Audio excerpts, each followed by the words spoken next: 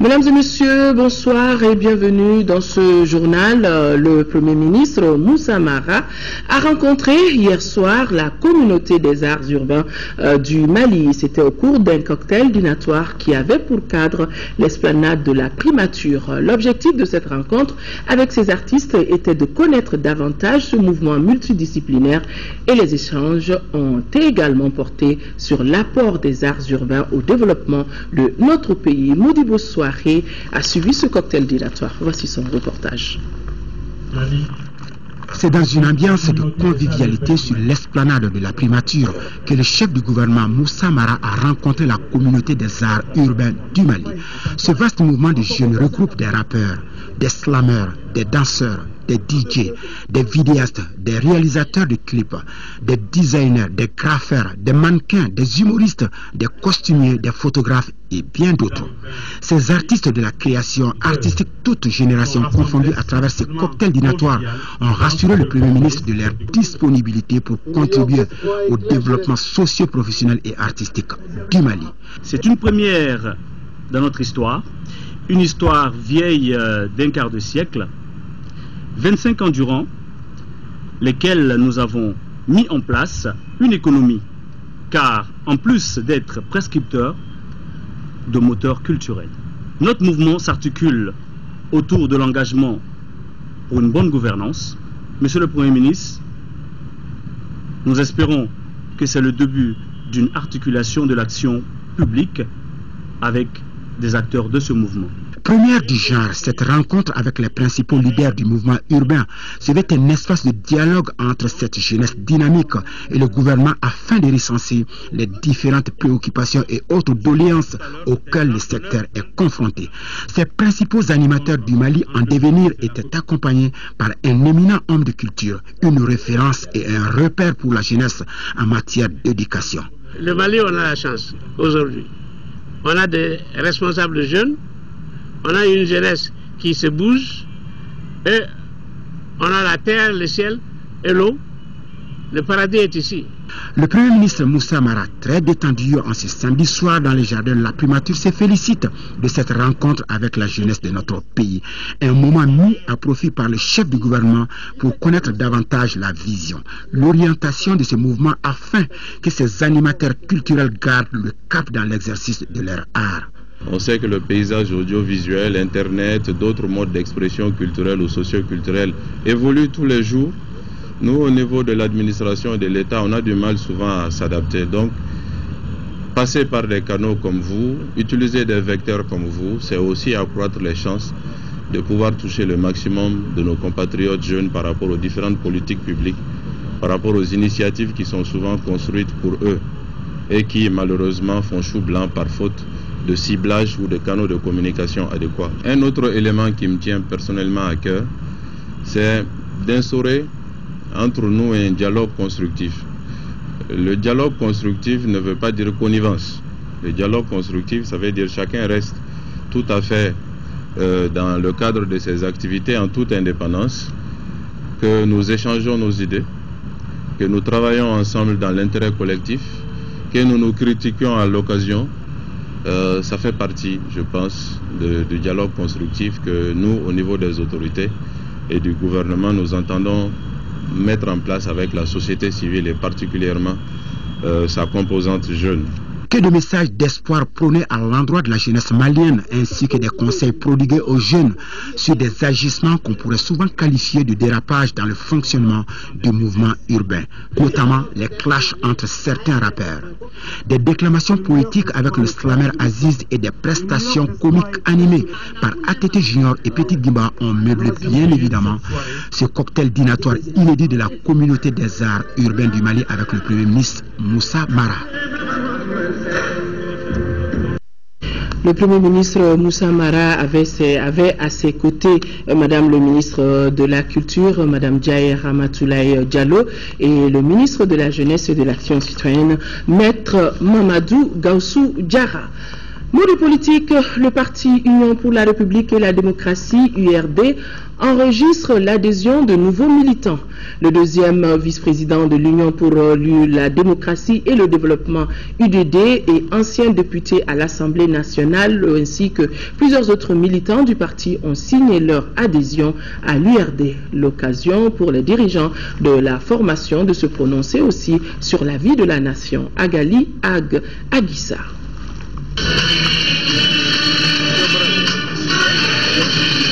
Cette cérémonie marque la rentrée politique du parti du poignet de main. Occasion pour les leaders du parti IRD de se prononcer sur la vie de la nation. Il est important que les responsables sachent qu'ils sont élus pour les populations. Nous sommes dans un pays où les valeurs semblent inversées. Il est important que nous revenions à la compétence, que nous revenions à la qualité des relations que les responsables ont avec les différentes populations. Cette rentrée coïncide également avec le renouvellement des instances du parti et l'adhésion de certains militants, parmi eux un ancien député. Mes compagnons et moi sommes très heureux de cette cérémonie qui nous honore et nous engage sur le long chemin de notre idéal commun, celui de faire de l'URD le creuset de l'espoir de tous les Maliens dans un Mali un et indivisible. Notre adhésion à l'URD répond à une vision partagée basée sur une chaîne de valeurs et de confiance. Notre section est fière d'accueillir en son sein un militant de cette envergure.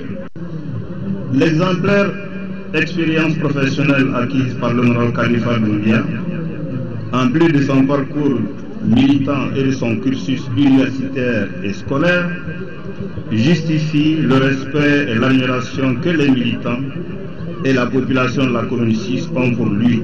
Les militants de la commune 6 du district de Bamako ont réservé un accueil de grand jour au président d'honneur du parti venu rassurer les nouveaux adhérents de son engagement politique. Soumaïla Cissé a eu droit à une exposition des produits fabriqués par une association des transformatrices des produits locaux, désormais militante du parti Union pour la République et la démocratie, IRD. S'il y a un secteur qui attire de plus en plus les Maliens aujourd'hui, c'est bien celui de la transformation agroalimentaire. Actuellement, le pays enregistre des dizaines de petites entreprises de transformation de produits locaux. Des produits qui font face à une réelle concurrence sur le marché malien. Et les acteurs du secteur déplorent le manque de moyens et surtout l'accompagnement de l'État. Du coup, ce sont des milliers de tonnes de fruits qui sont jetés chaque année faute de transformation. Ibrahima Traoré et Samba Daga se sont intéressés à la question. Le Mali, un pays agroalimentaire par excellence. Aujourd'hui, ils sont nombreux à travailler dans le secteur. Beaucoup s'intéressent particulièrement à la transformation de ces produits locaux qui peinent à envahir le marché. Nous sommes ici dans une unité de transformation de fruits qui produit essentiellement du sirop, du nectar et de la confiture.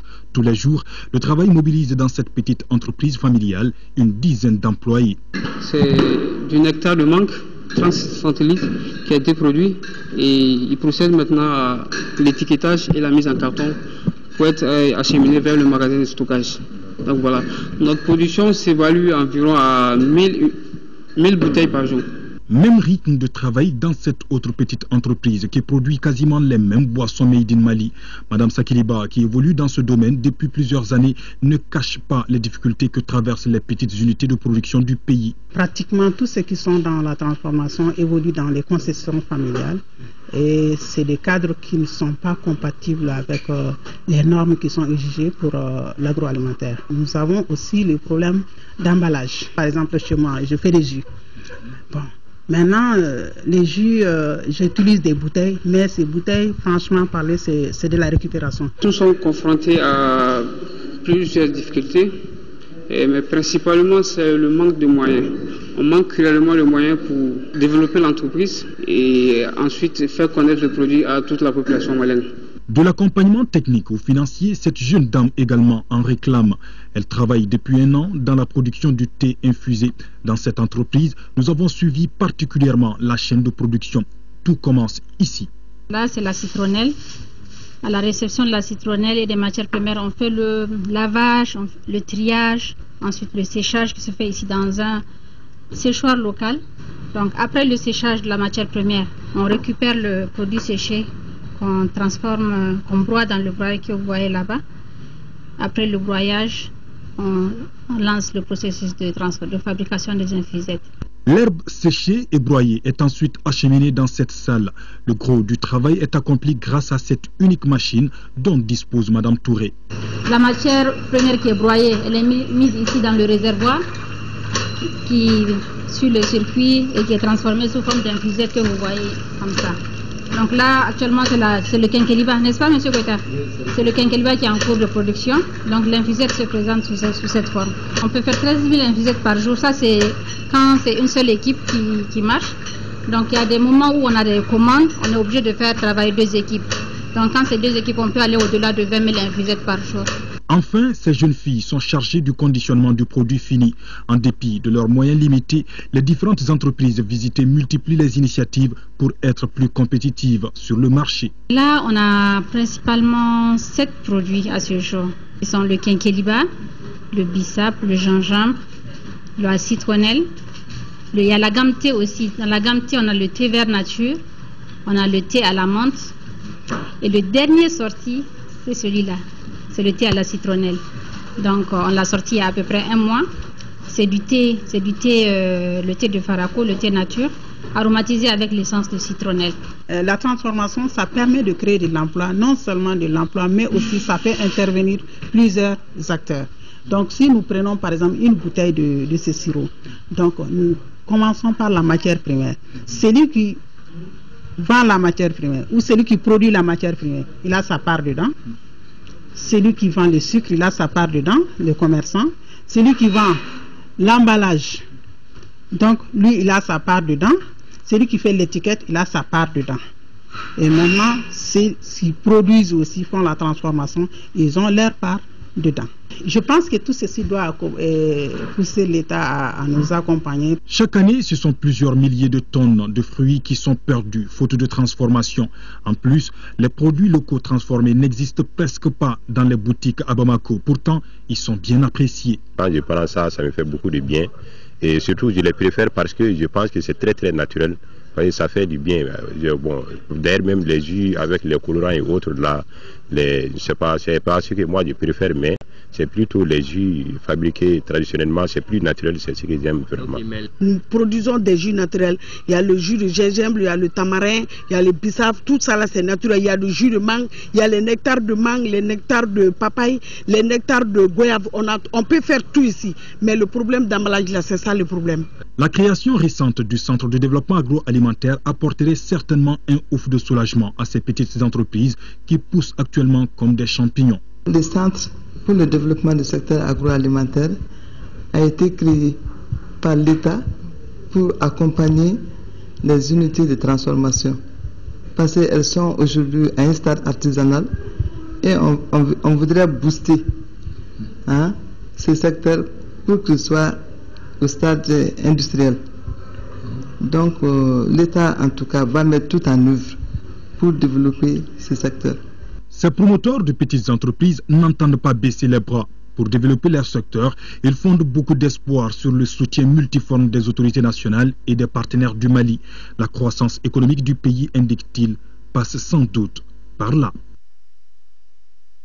Je vous le disais dans les titres, l'usine de phosphate Toguna Agro-Industrie a repris ses activités dans le cercle de Bourem. Il s'agit là de la seule unité industrielle dans le nord du Mali où près d'une centaine d'emplois sont créés et déjà plus de 1000 tonnes de phosphate broyées sont acheminées dans les grandes zones agricoles et cotonnières de notre pays. La vie reprend après la période d'occupation et pour l'instant un second défi, la lutte contre l'ensemblement.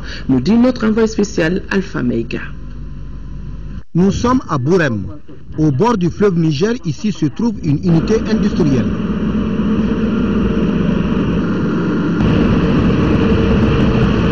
Des gestes et des mouvements qui donnent espoir. Il s'agit tout simplement du démarrage des activités de production de l'usine de phosphate Toguna Agro-Industrie. Et nous sommes aujourd'hui, Dieu merci, à 1400 tonnes de produits. Et nous avions déjà expédié 1124 tonnes sur Bamako. Nous employons, au niveau de l'usine, nous employons 38 personnels temporaires, plus 14 personnels permanents. Mais dans le système du chargement, de l'évacuation du phosphate, nous utilisons près de 100 personnes régulièrement payées. Ainsi, la vie renaît à Bourem après la période de crise. Au niveau du commerce, la satisfaction est totale. Je suis très fier parce que les jeunes commencent à quitter dans le chômage. On voit les voitures qui Gao Bourem et puis la route est tellement mouvementée maintenant. Vraiment, on est satisfait de l'usine La Brème. Chaque matin et chaque soir, ils payent de la viande, du café, des œufs et du thé. L'usine emploie une centaine de jeunes de la contrée de Dakana, Bourem. Des jeunes qui pour la plupart étaient au Ghana, la Libye, entre autres. Pour les autorités de Bourem, la reprise des activités de l'usine constitue un coup d'accélérateur pour l'économie régionale. Oui, l'usine a repris. La vie a repris à Bourem. La vie a repris de plus belle. La vie entre Bourem et Al-Moustrat, où ils vont prendre la matière première pour l'amener en transformation ici. L'usine de phosphate Togona Agro-Industrie est la seule unité industrielle dans le nord du Mali. Les objectifs de production sont de 100 000 tonnes par an et devront atteindre 200 000 d'ici 5 ans. Fallait plutôt dire nos envoyés spéciaux à Bourem, Alpha Mega et Adama Diakité. Le Conseil norvégien pour les réfugiés de Gao et son partenaire, le HCR, viennent de faire don de matériaux de construction à des personnes réfugiées déplacées, internes et résidentes de Gao et touchées par la crise. Financé à plus de 30 millions de francs CFA, ce programme consiste à offrir un abri décent à ces personnes. Boubacar Bablé Touré. Ce sont 150 personnes réfugiées, déplacées internes et résidentes de Gao touchées par la crise qui viennent de bénéficier de matériaux de construction. Cet appui estimé à plus de 30 millions de francs CFA est composé de ciment, de bois, de portes, de fenêtres, du sable, du banco, de fil de fer, entre autres. Nous vous remercions et qu'on compte que vous allez élargir les bénéficiaires également. Parce que tout Gao aujourd'hui est dans les besoins. C'est un programme qui a pour objectif de donner un meilleur abri, qui vient répondre ou alléger les souffrances de toutes ces personnes qui sont déplacées. Et c'est ainsi que nous voulons en même temps répondre à ce besoin, mais aussi renforcer les capacités de ces personnes pour une meilleure auto-prise en charge. Financé par le HCR et mis en œuvre par le Conseil norvégien pour les réfugiés, ce programme vise à offrir un logement décent à ces personnes vulnérables sur l'étendue de la 7e région. Après une crise, tout le monde est vulnérable. Mais il y a une opération qui a été faite entre NRC et HCR pour effectivement voir parmi 1000 vulnérables, quels sont les plus vulnérables. Donc à partir de cette opération, donc, vous avez vu cet échantillon qui a été fait. Il a été rappelé que certains bénéficiaires n'ont pas manqué de détourner l'usage qui doit être fait de ces matériaux. Ceci est une mauvaise chose que nous devons éviter. Pour la simple raison que moralement, le bailleur ne sera pas satisfait, il sera même frustré. Auparavant, 30 personnes bénéficiaires ont reçu des kits de construction après avoir suivi une formation de 3 jours sur les techniques de construction. Le volet consacré à la jeunesse du programme d'intervention d'urgence en faveur des régions du Nord va bientôt démarrer dans la région de Kidal, et cela après Gao et Tombouctou. Les cadres administratifs et les représentants de la jeunesse de Kidal viennent d'échanger avec le directeur général du Centre national pour le volontariat au Mali. Nous retrouvons Fousseni Samaké. Les autorités administratives et les représentants de la jeunesse de Kidal autour du directeur général du Centre national pour le volontariat n'est pas fortuit. Ces acteurs réfléchissent sur la mise en œuvre d'un certain nombre d'activités en faveur de la jeunesse de Kidal. La rencontre vise également à créer un cadre de volontariat dans les domaines de la santé et de l'éducation. L'initiative s'inscrit dans le cadre du programme d'intervention d'urgence en faveur des régions du Nord. La mise en œuvre du volet jeunesse de ce programme est confiée au Centre national pour le volontariat au Mali Mali, un établissement à caractère administratif créé en 2011. Le ministère de la Jeunesse et de la Construction citoyenne, en collaboration avec le ministère en charge de l'action humanitaire et la reconstruction des régions du Nord, met en œuvre le programme d'intervention d'urgence et nous avons la responsabilité du volet chantier des jeunes et volontariat des jeunes. Nous sommes à Kidal donc pour mettre en œuvre ces volets-là, mobiliser les jeunes dans le cadre du volontariat d'urgence pour 3 mois, mais aussi mobiliser des jeunes dans les activités à haute intensité de main-d'œuvre et ouvrir des sites IMO. Au total, 100 jeunes volontaires, tous de la région de Kidal, seront concernés par ce projet. Durant 3 mois, ils s'attelleront à des activités qui leur permettront de s'assurer un revenu substantiel. Nous remercions le gouvernement. J'appelle la jeunesse à prendre ses responsabilités et à faire preuve d'assiduité et de compétences. Donc avec cette urgence, nous allons démontrer nos compétences. Le directeur de cabinet représentant le gouverneur de Kidal a invité les cadres administratifs et politiques de la région à accompagner cette heureuse initiative afin qu'elle soit une réussite. Nous restons à Kidal pour dire que l'UNICEF compte accompagner le Mali en général et la région de Kidal en particulier dans le domaine des services sociaux de base tels que la santé, l'éducation et l'hydraulique. Concernant l'éducation dans la région, l'UNICEF a déjà pris des dispositions utiles pour doter les écoles de la région en matériel et à condition que les écoles soient réellement ouvertes. Nous écoutons le représentant de l'UNICEF dans notre pays. Il est au micro de Tchemogo Sagara. Il faut venir sur le terrain. Et comme on sait, le président et le gouvernement du Mali met un accent particulier sur la réconciliation nationale, sur la solution des problèmes qui affligent le nord du pays, sur la réintroduction de l'État et des services de l'État dans le nord du pays. Donc nous, on a décidé d'appuyer le gouvernement dans sa démarche. Quand il vient, s'il ouvre des écoles, nous serons derrière pour que cela puisse se vérifier. Maintenant, on écoute, il y a beaucoup de problèmes, il y a des problèmes d'eau, il y a des problèmes d'école, problèmes de santé. Et nous, de toute façon, ce que je veux bien souligner, c'est que nous appuyons le gouvernement. L'eau, l'assainissement, les écoles, la santé, l'emploi, chacun présente les problèmes qui estime soient les problèmes principaux. Maintenant, évidemment, nous, en tant qu'UNICEF, nous pouvons donner un appui pour tout ce qui est des services de base. On a même du matériel qui est prépositionné ici, surtout pour l'éducation, dès que le dialogue politique mettra les gouvernements en condition d'ouvrir les écoles, nous serons prêts à les équiper. Nous revenons ici à Bamako pour dire que le collectif pour l'honneur du Mali a tenu un point de presse, c'était à Kalabankoura ACI, pour soutenir les institutions de la République et inviter les Maliens dans leur ensemble à se serrer les coudes autour du président de la République, Ibrahim Boubacar Keïta. Compte rendu de Isaac Tchenou. Au cours de ce point de presse, le collectif pour l'honneur du Mali a marqué son soutien au président Ibrahim Boubacar Keïta. Une occasion pour inviter le peuple malien au soutien des institutions de la République. Le Mali a besoin aujourd'hui d'institutions fortes. Donc c'est la raison pour laquelle notre devoir aujourd'hui, c'est d'œuvrer pour connaître en profondeur les missions et le fonctionnement de ces institutions et les défendre contre leur banalisation. Nous estimons qu'une telle action répond à un devoir patriotique pour la défense des symboles de notre République. Le collectif a invité les Maliens à comprendre le président Ibrahim Boubacar Keïta dans sa démarche. Il est temps que tous les Maliens s'organisent autour du président de la République. C'est extrêmement important.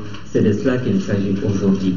Donc le collectif pour l'honneur du Mali n'a qu'une seule ambition, défendre le pays, défendre la première institution. Il compte dans les jours à venir mener une campagne pour expliquer le bien fondé de son soutien. Les membres de la commission éducation de l'Assemblée nationale sont depuis vendredi dernier dans la région de Kaï pour une visite de 10 jours à Kita, Bafulabe et Kenyeba. Première étape Kita, le récit de nos envoyés spéciaux Daouda Sidiki Diarra et Aruna Diarra. Situation de l'école malienne, une équation à plusieurs inconnus. Pour mieux comprendre encore les problèmes qui minent le secteur de l'éducation dans la région de Caille, les membres de la commission éducation de l'Assemblée nationale se sont rendus sur le terrain. Cette visite de travail a conduit les parlementaires à l'académie d'enseignement de Kita. Nous sommes aujourd'hui ici à Kita pour voir comment est-ce que ces écoles, comment l'administration scolaire marche pour l'efficacité, pour avoir un bon rendement scolaire. Car pour moi, c'est l'occasion de parler de l'ensemble de la situation de l'éducation au niveau de mon académie, de ma circonscription. Donc je suis vraiment très satisfait par rapport donc à cette visite. Première étape de la visite, le lycée privé de Toumdala de Kita. Cet établissement est dirigé par une équipe de jeunes enseignants. Comme constat, l'état des infrastructures est satisfaisant.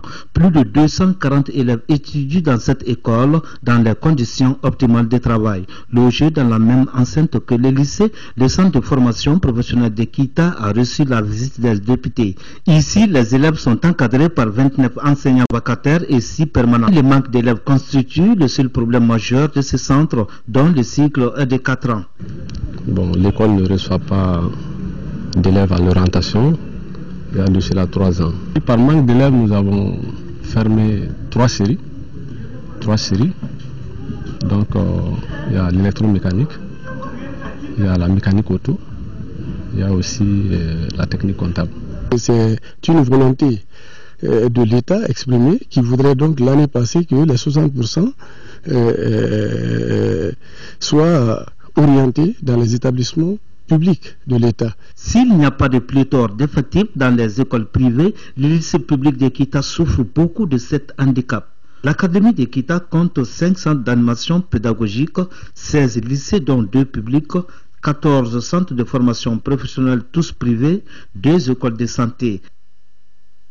Tenu jeudi dernier dans la salle de conférence du gouvernorat de Kouloukoro, des travaux de concertation régionale du Haut Conseil des collectivités en partenariat avec WaterAid. L'objectif visé est de faire à la base la restitution de différentes activités menées par la structure, de recueillir les préoccupations et propositions pour les remonter et communiquer à qui de droit. Adama Traoré que nous retrouvons.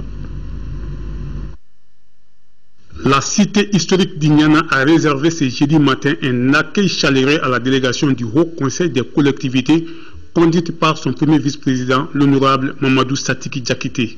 Pour les travaux de cette concertation régionale du Haut Conseil des collectivités, les acteurs impliqués dans la mise en œuvre de la décentralisation dans la 2e région ont tous répondu présents dans les soucis de mesurer les chemins parcourus et de toucher du doigt les réalités et d'identifier les problèmes en vue de trouver des solutions idoines. Dans cette perspective, il nous paraît plus que jamais urgent d'affecter aux collectivités les compétences et les ressources exigées au terme de la loi et de veiller scrupuleusement à ce que celles-ci soit sainement utilisé dans l'intérêt exclusif des populations. Les participants ont suivi avec intérêt les thématiques de l'exposé portant entre autres sur la restitution des travaux des décisions du Haut Conseil des collectivités au titre de l'année 2013, les différentes modifications intervenues dans les textes de base de la décentralisation, les stratégies et les propositions visant un approfondissement du processus, la problématique de l'accès à l'eau potable, à l'hygiène et à l'assainissement. Et ils nous ont entretenus sur des sujets très intéressants. Et nous avons compris, et nous avons été outillés, nous avons été informés. Les collectivités territoriales en parfaite harmonie avec les représentants de l'État et les services déconcentrés s'activent à assurer leur mission de développement économique, social et culturel avec l'accompagnement de la société civile et de partenaires techniques et financiers à travers les programmes et projets existants. La journée devrait prendre fin par une visite de terrain de la délégation à Plomadio et à Manabougou. 15 millions de francs CFA, c'est le coût total de 60 tonnes de semences améliorées qui ont été distribuées gratuitement aux paysans vulnérables de Kogoni. Nous retrouvons Abdrahman Sengaré. Au total, ce sont 60 tonnes de semences améliorées qui ont été distribuées gratuitement aux paysans vulnérables de Kogoni dans la localité de Djabali, cercle de Nyono. L'initiative s'inscrit dans le cadre d'un partenariat entre l'Institut Économie Rurale IER, l'Office du Niger et Africa Right. Nous avons entrepris le renforcement des producteurs et des productrices à 2 niveaux. La formation de 20 paysans en bonne pratique de production de semences améliorées.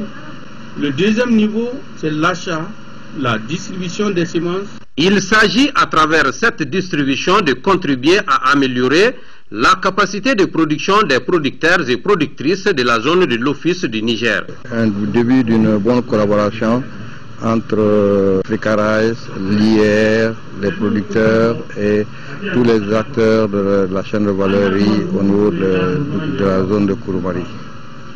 Donc nous espérons que ce nouveau partenariat se prolongera. Les bénéficiaires ont vivement apprécié cette initiative de l'Africa Right en partenariat avec l'Institut Économie Rurale IER et l'Office du Niger. L'Ordre des ingénieurs du Mali a tenu sa 14e assemblée générale ordinaire. Cette assemblée a permis aux membres de l'ordre de valider le rapport d'activité provisoire 2014-2015, de faire le bilan des réalisations et d'analyser bien évidemment les difficultés rencontrées. Abdrahman Meiga était présent. Au cours de l'exercice 2014-2015, l'Ordre des ingénieurs conseil du Mali se fixe 2 objectifs. Il s'agit dans un premier temps de rebâtir l'Ordre des ingénieurs conseil du Mali pour lui permettre de répondre à ses sollicitations. Dans un second temps, de professionnaliser cette association en lui dotant de textes législatifs réglementaires répondant aux normes de l'Union économique et monétaire ouest-africaine. L'UICM a pris une part active à l'élaboration des textes communautaires de l'Union de l'UEMOA sur les ordres et les ordres des ingénieurs conseil. Tout le long des débats, il a été fait recours à l'expertise de l'OICM pour bien arranger certaines phrases de ce texte. De l'analyse du rapport d'activité, l'Ordre des ingénieurs conseil du Mali réalisera au cours de cet exercice un certain nombre d'activités, notamment les journées de l'ingénieur, la confection de cartes professionnelles, l'animation du site web, l'identification des besoins de formation et la recherche de financement et subventions auprès des partenaires techniques et financiers. Cette rencontre permettra également de faire le bilan à mi-parcours des réalisations. Parmi les activités phares, on retient la participation de l'Ordre à plusieurs ateliers et conférences au Mali et à l'extérieur, l'activation du site de l'Ordre, la relecture des textes et plusieurs autres projets devant permettre à cette association d'apporter sa contribution au développement du Mali. Paix et réconciliation au Mali et en Centrafrique seront des thèmes au cœur des débats de la rencontre statutaire de Tabital pour la Cour internationale dont les travaux ont commencé hier samedi ici à Bamako. 5e du genre, cette rencontre enregistre la présence des délégués de plusieurs pays africains. Mamourou Sidibé, compte rendu. Les peuls sont venus de plusieurs pays africains pour prendre part à la 5e édition de la rencontre statutaire de Tabital pour la Cour internationale. 2 jours durant, les participants passeront en revue tous les thèmes qui tiennent à cœur la communauté. Nous allons parler des problèmes que les peuples rencontrent, mais des solutions que les peuples peuvent apporter également pour la construction nationale, internationale, pour la paix, pour la réconciliation et pour l'unité des cœurs. Le secrétaire général du ministère de la Culture a félicité Tabital pour la Cour internationale pour son implication dans la facilitation de l'intercompréhension entre les communautés peules et ses nombreux voisins à travers l'Afrique. Après 12 ans de vue, il est réconfortant de constater que des sections de Tabital Pulago International ont vu le jour dans une trentaine de pays à travers le monde. Monsieur le Président, je vous félicite pour cette réussite extraordinaire qui dénote du dynamisme des différents bureaux exécutifs qui se sont succédés. Je me réjouis que dans votre programme d'activité, l'association ait misé sur la culture pour contribuer à la réalisation de l'unité africaine, à la promotion du dialogue et de l'intercompréhension et la paix entre les peuples et les États. Sans paix, il n'y a pas de développement. Créée ici au Mali en janvier 2002, cette association couvre de nos jours une trentaine de pays à travers le monde. Elle est apolitique et a pour but essentiel de promouvoir la culture peul.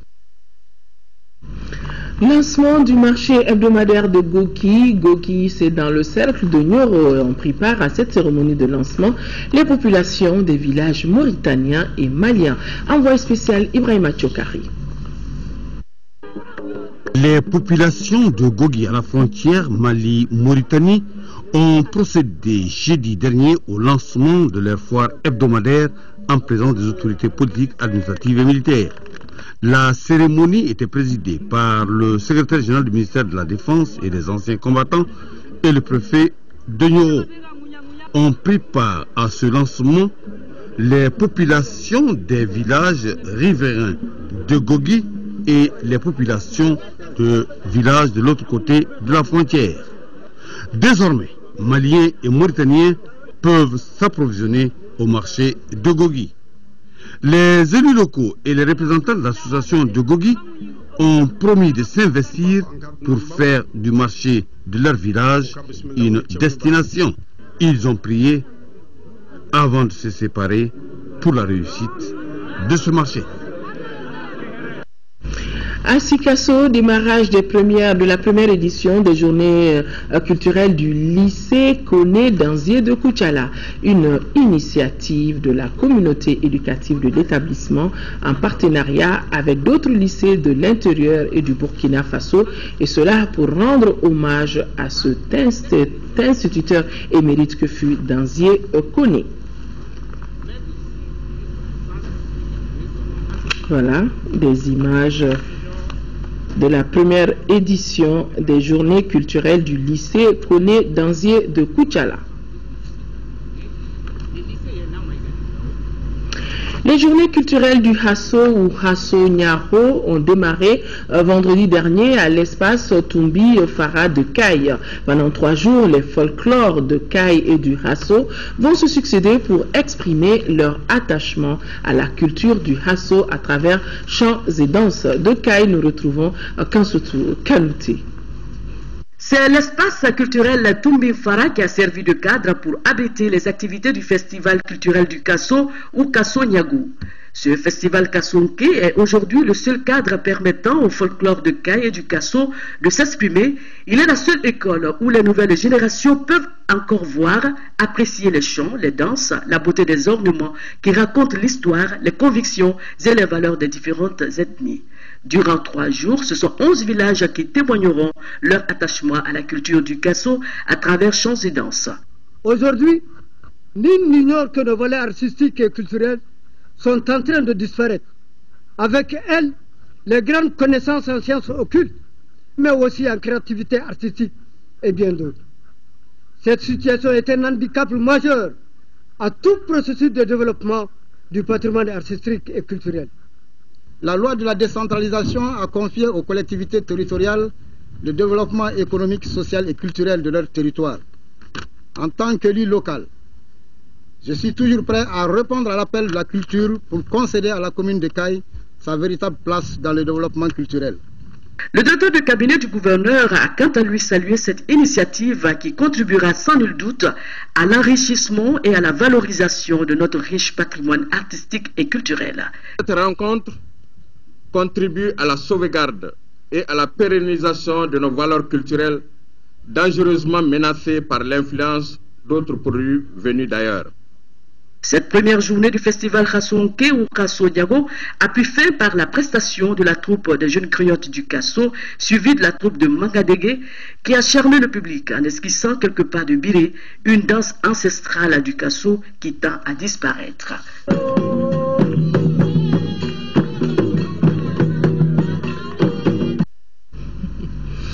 Nous arrivons à présent à la page culture, dossier culture de ce journal qui fait un clin d'œil aux vieux musiciens, vieux parce que cela fait plus de 20 ans qu'on ne le voit plus dans ses œuvres. Il s'agit de Douga Koro Diarra ou Balafo Douga qui dans les années 60 et 70 était de toutes les réjouissances populaires des 3e et 4e régions.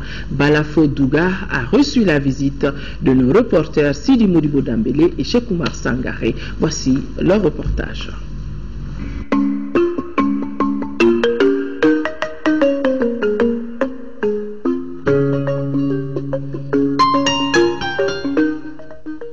Je ne joue plus au balafon depuis 1991. Mais quand la télévision nationale vient chez moi, je me dois de vous gratifier quelques notes de mon instrument de prédilection. C'est avec ces mots que Dugakoro Diarra nous a accueillis dans son village Sineni, commune rurale de Falo, cercle de Bla. Le vieux balafoniste a aussitôt posé ses mains tremblantes sur le balafon. Ne dit-on pas chez nous que Suteko Mani Dongoche?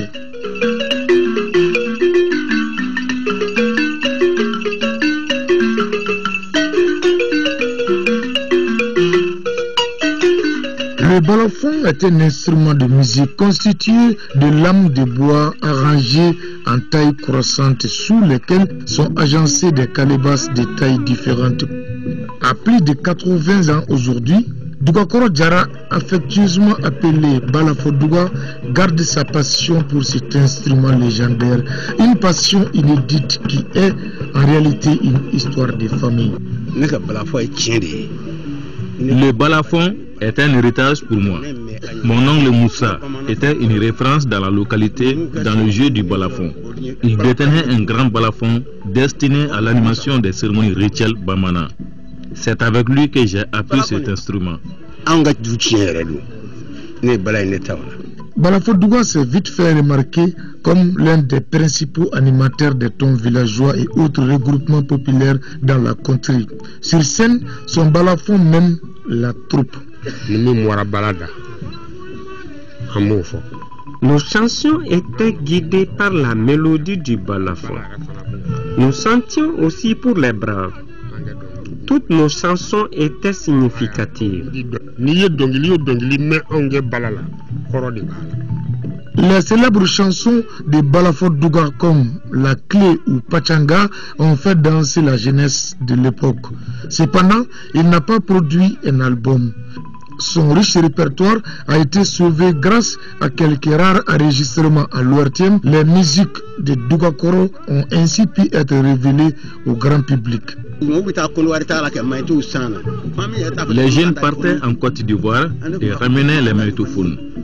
C'est avec ces appareils qu'on enregistrait mes chansons. Nous sommes en 1969. Le village de Sineni fait encore partie du cercle de Kouchala. Balafodouga participe à la semaine artistique et culturelle au niveau local, puis régional l'année suivante. Mais il refuse d'aller à la compétition nationale parce qu'occupé par les travaux champêtres. 2 ans plus tard, avec l'implication des autorités, Dugakoro participe à la biennale artistique et culturelle à Bamako. Il joue aux catégories ensemble instrumental, ballet, solo de chant, chœur, bref, il devient l'élément essentiel de la troupe de Sikasso. Le secret de Dugakoro réside dans la conception de son balafon. J'ai fabriqué moi-même mes balafons. C'est là parce que le son dépendait de la qualité du bois utilisé dans sa conception. De nos jours, les jeunes joueurs de balafon font peu de recherches. Le rythme est monotone. L'unique distinction que Dugakoro Diarra a est celle offerte par l'association Marie Balafon lors du festival Triangle du Balafon. Le vétéran du balafon vit sa retraite musicale dans son village natal avec le regret de n'avoir pas transmis encore son savoir-faire aux jeunes du village car aucun d'entre eux ne s'y intéresse.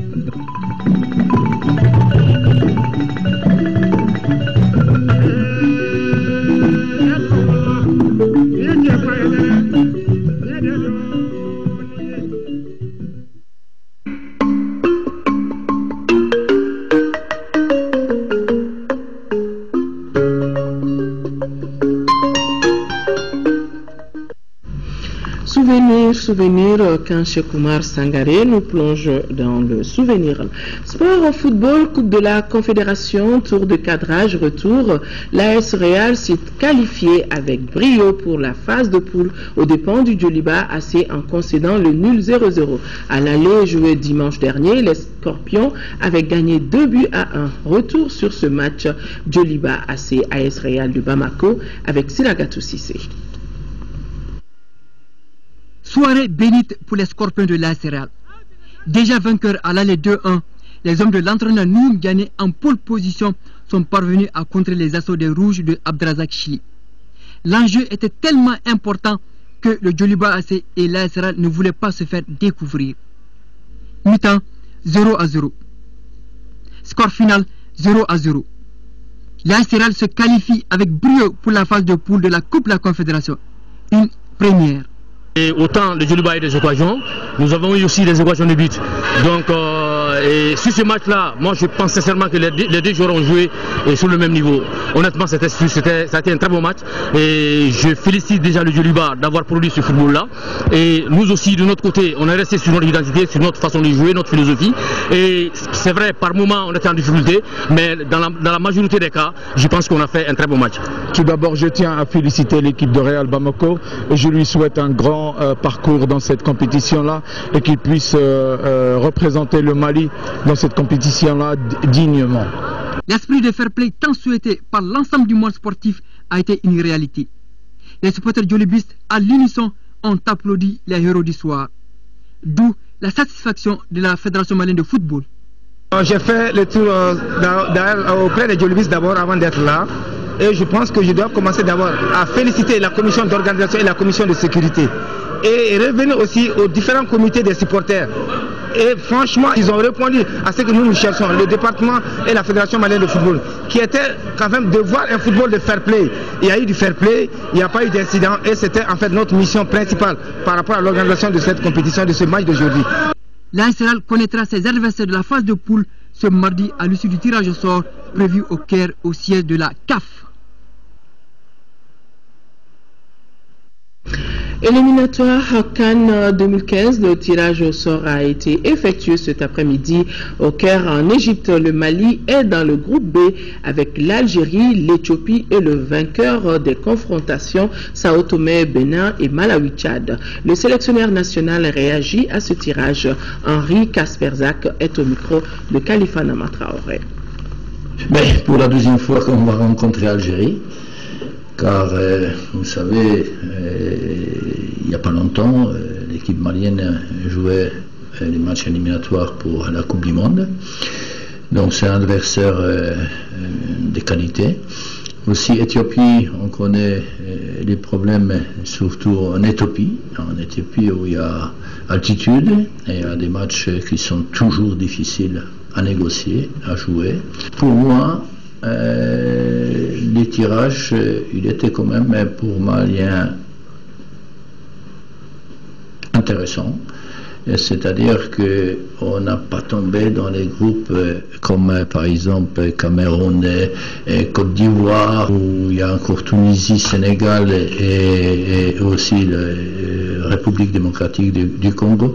Il y a des groupes qui sont vraiment difficiles. Par contre, on peut être satisfait. Maintenant, bon, bien sûr, il faut respecter tous les adversaires. C'est jamais facile. On a bien défini les programmes déjà bien préparés. On a déjà 3 matchs amicaux au mois de mai. On joue à Paris contre la Guinée, Conakry aussi contre les Gabon. Et 3e match, on joue en déplacement en Croatie. En Croatie, c'est un adversaire finaliste, si vous voulez, la Coupe du Monde, parce que la Croatie toujours représente un football de qualité. Donc, je pense que dans la programmation que nous avons fait, c'est bien, on va se préparer dans les meilleures conditions possibles. Et tout ce qu'on fait actuellement, on va dans une bonne direction, on essaie de bien préparer cette équipe malienne pour tous les matchs éliminatoires pour la CAN 2015. Voilà, cette annonce avant de boucler définitivement ce journal, la réconciliation malienne, la cohésion sociale et le vivre ensemble vu par les femmes dans la région de Tombouctou, c'est le thème de votre émission de ce soir. Question d'actualité juste après ce journal. Une initiative du gouvernement sous l'égide du ministère en charge de la réconciliation nationale. Un débat dirigé depuis Tombouctou par Moussa Ari Meiga. Voilà, mesdames et messieurs, c'est donc tout pour ce journal. Merci de l'avoir suivi. Demain, 10h, 13h, Mohamed Touré et le soir, les éditions du soir vous seront présentées par Nyanya Aliou Traoré. Quant à moi, je vous souhaite de passer une excellente nuit et un bon début de semaine.